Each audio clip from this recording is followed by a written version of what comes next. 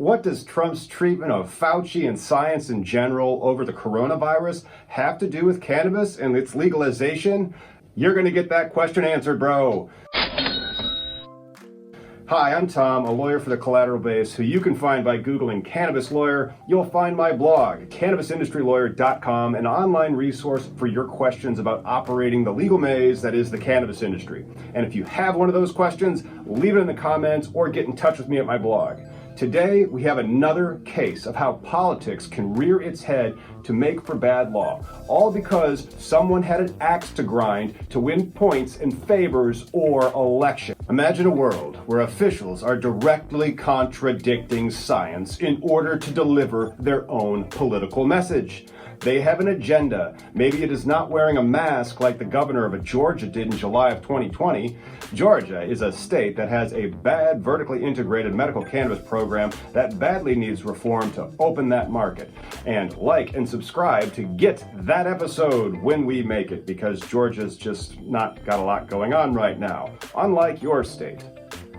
Let's get back to the federal news. The Trump administration is routing information that's real scientific data around the CDC and telling people to believe their own numbers instead of the numbers out of, the Center for Disease Control. The administration wants schools to open and threatens withholding federal funds, all in the face of an expanding coronavirus. The administration has also been trashing Dr. Anthony Fauci for reporting what the science has been saying. Granted, I can't believe how fast people make up their own minds on a novel virus that is only 7 months old, and while it is better understood now than it was 4 months ago, the fucking marijuana laws are 80 years old and people still don't understand them. How come we're all now experts at this brand new virus, Karen? Seriously. All right.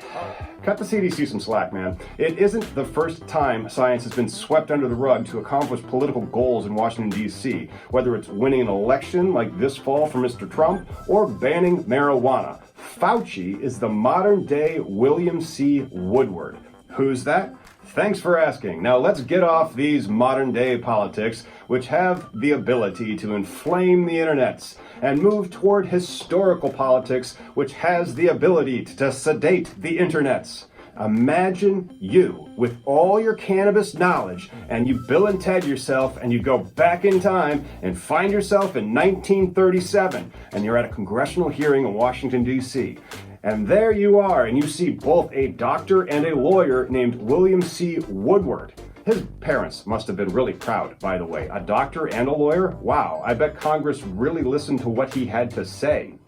No, they didn't. You see, what happened was nobody listened to what Dr. Fauci, this was a Dr. William C. Woodward, had to say. And he was the general counsel for the AMA. Yes, that's right, the AMA, the American Medical Association. He was sent down to Washington to lobby against the new Marijuana Tax Stamp Act that was trying to ban cannabis. This doctor and lawyer named William C. Woodward came to Capitol Hill and testified that doctors had no idea what they were talking about because the clinical medical term was cannabis. Imagine that.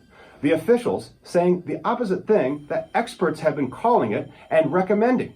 Not a ban on not wearing masks, but instead a ban on an entire plant, which has killed no one and has numerous benefits for society. And that doctors had no idea what the new law was targeting. We've been here before, but it does get better. Help it get better by demanding that candidates support the Safe Banking Act and descheduling marijuana. Subscribe to Cannabis Legalization News to stay current on cannabis laws. If you're a cannabis company that wants to sponsor our show or collaborate with us, get in touch and, we will be doing one of these with your company real soon. Bottom line, politicians like to lie about the facts in order to achieve their ends. They've been doing it since cannabis prohibition. See you next time, everybody.